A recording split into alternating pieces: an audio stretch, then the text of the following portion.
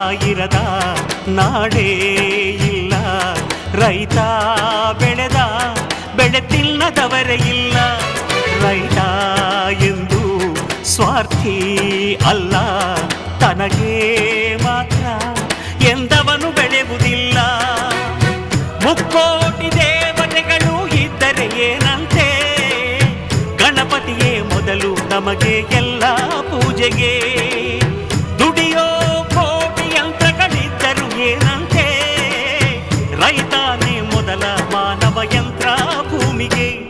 ಈ ರೈತ ನಕ್ಕರೆ ನಗುವುದು ಭಾರತ, ಈ ಭಾರತ ದಿವಸ ಲೋಕದ ಸ್ನೇಹಿತ. ಅನ್ನ ನೀಡೋರೆ ನನ್ನೋರು, ನೆರಳು